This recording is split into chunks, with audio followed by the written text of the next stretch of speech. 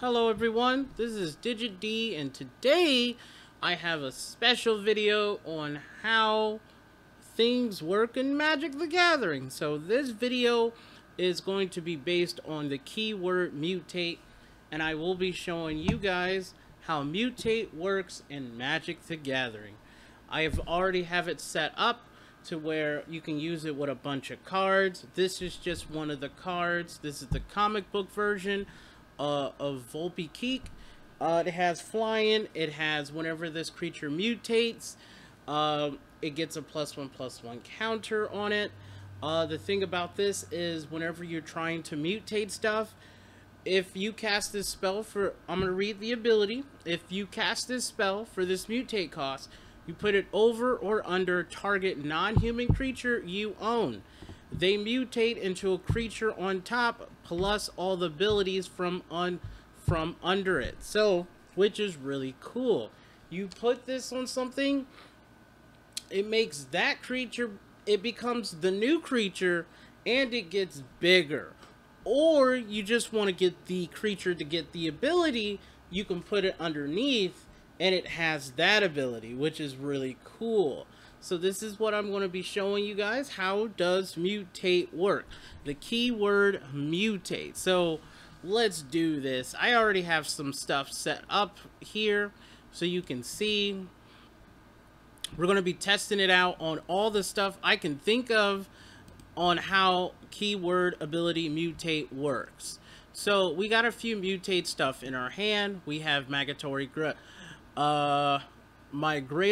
Greathorn, we have Vadrock, Apex of Thunder, the Volpe Keek, and we have this guy, the Gem Razor, the Godzilla version. We got a bunch of tokens, we have Planeswalkers, I have this one creature, I have this just to show that you can turn all your artifacts into basically equipment creatures, and then you can still mutate on top of them, and everything else, which is actually really cool.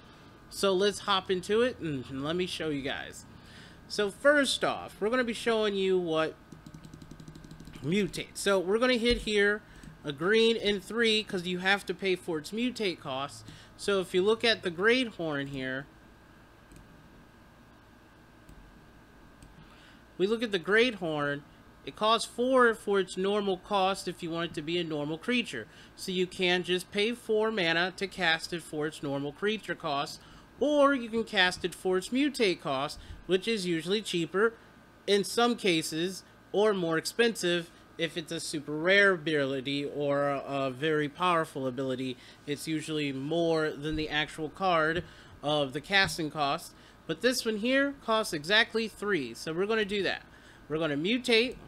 We're going to cast it with mutate. So now all of my targets are, I got the Ovenwald Captive, the tokens, the Selkie.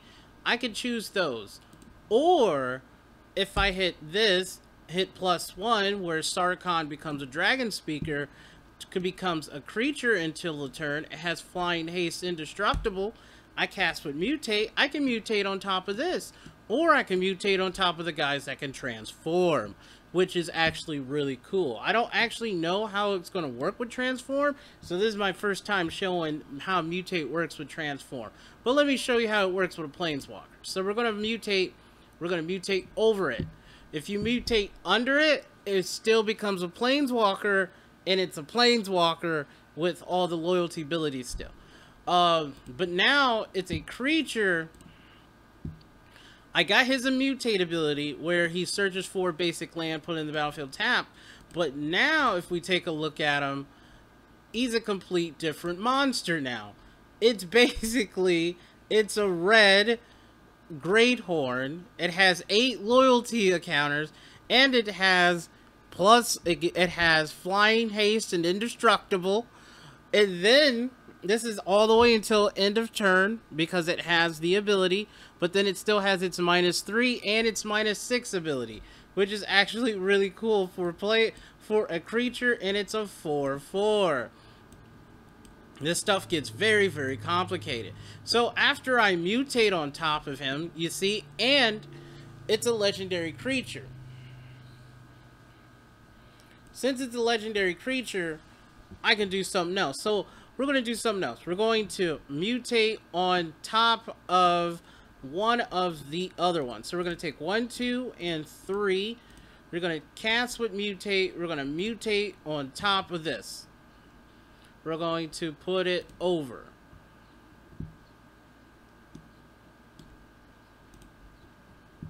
So now it's a green.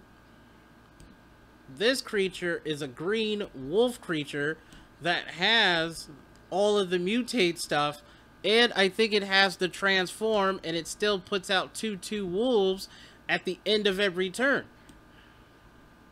which seems pretty darn cool if you ask me. So we're going to mutate on some stuff so I can show you what I mean.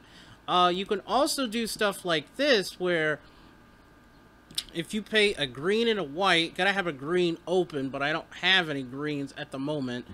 I can turn this into a creature, and then I can mutate on top of it, which is actually really cool. Or I could have mutated on top of Sarkhan. He turns all planeswalkers into creatures. Then you can mutate on top of that, or mutate on any of the planeswalkers, which actually does result in something else really cool. We're going to tap this for... we don't have 2 greens. So we're just going to pass the turn at this point. We're going to see what happens with the transform stuff. That be him right here, because it states at the beginning of each upkeep, if a player casts 2 or more spells last turn, transform whole pack alpha. So I don't know how is it going to work. Is it going to lose the mutate, or is it going to keep the mutate?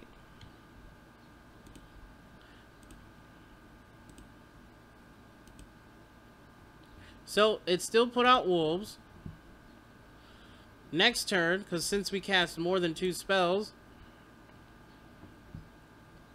we're going to see what happens. So this one is supposed to transform back into its other side. But it looks like to me it did not do anything at all. It did not transform. So since you can see the other guy, the mayor of Avonburg, transformed back into his human form, whereas the other one is still the other version of the card and did not transform back. If it still gives out the +1/+1. So if I don't cast any spells this turn, it should transform back into the other one with the other ability. So it's basically, it's just flipping the abilities back and forth. So it's choosing either side if I cast spells and don't cast spells. So we're going to test this out. So let's not cast any spells, because I want to see how this works.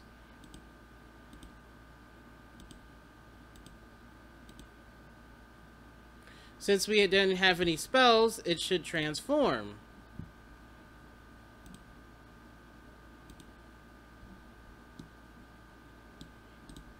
So it looks like at the beginning of your end step, it's going to create 2/2 wolves. So it does keep the other transform ability. It's just switching abilities back and forth. That's what it's doing right now. It's switching the abilities back and forth, which seems really cool. So like this guy here, since he's still a planeswalker, I can still do it's a +1s once I get into my main phase. So if I right click here, I can still do its +1, or I can do -6 to discard my entire hand. So we're just going to keep do its +1, and it's going to become a dragon with a 4/4 legendary creature and stuff like that, which is actually really cool.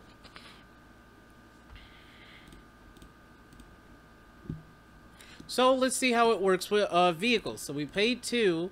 We're going to pay 2 reds, a blue. Let me do this over. On tap, we need 2 reds, a blue, and a white. We're going to cast with mutate. We can still mutate on top of the ones we do have now. We're going to mutate, and then we're going to mutate on top of... We're going to turn crew 1. We're going to tap the wolf down to crew a vehicle. So now the vehicle is a creature. And then we're going to cast with mutate on top of that creature. And we're going to put over it. So if I put it beneath it, it still becomes a vehicle with all the abilities of Vadrock. Or if I put it above it, it stays as a creature on the field and it keeps the vehicle ability. So the vehicle ability that was on there that says whenever this creature attacked, you may draw a card / discard a card. Yeah, it says whenever this creature attacks or blocks, you may draw a card. If you do, discard a card. And also the smuggler copter had flying, so it's going to keep whatever keyword abilities that were on there, which is actually really cool. I can mutate again with another legendary. If I have the same versions of the legendary, you can get multiple stacks of the same trigger to happen. So if I take 2 reds, another blue, and a white, I mutate with this. I'm going to pick the same thing again. This time, I'm going to pick over it again. It's still going to have both Vadrock's abilities now. Now those abilities have stacked with each other, and you can see it in here. It has multiple abilities. Now it has when this creature mutates, you may cast target non-creature card with mana value 3 or less from your graveyard without paying its mana cost. And you could do that twice now with Vadrock's double ability now. But let's say I wanted to do something else with it. Let's say I wanted to do a clone effect.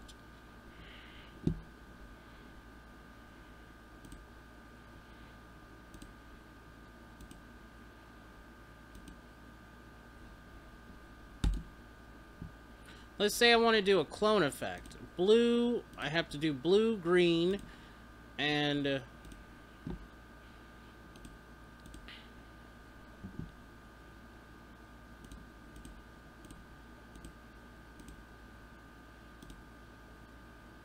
so if we do a clone effect, I could do a clone effect of Vadrock.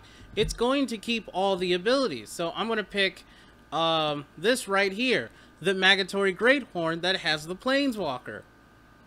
So now I have 2.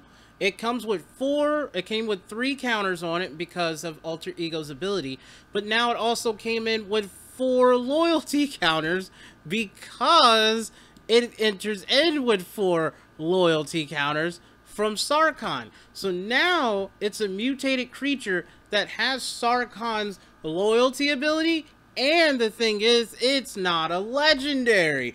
So you have multiple Planeswalkers.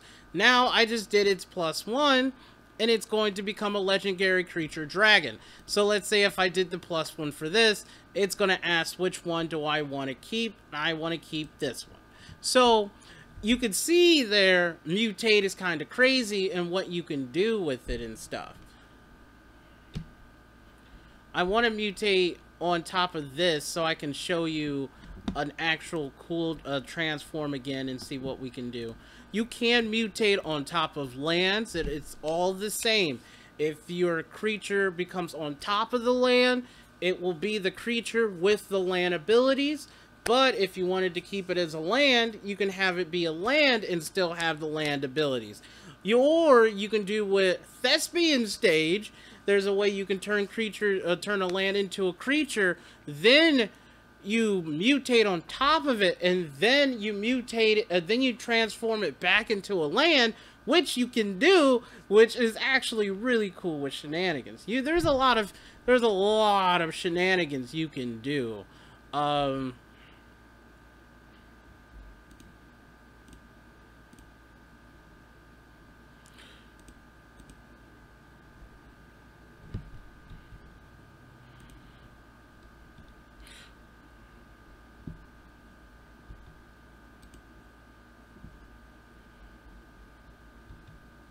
So I'm going to show you one more thing, and that should be it. So we have 2 green here and 1. So like this here, if I tap this for a white and 1,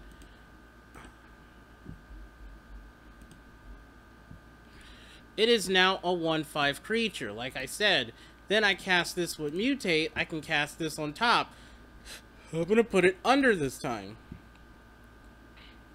So now this is a good way to, if you want to protect your creature, because now you're just using lands to attack with your creatures and everything else to do what you want to do.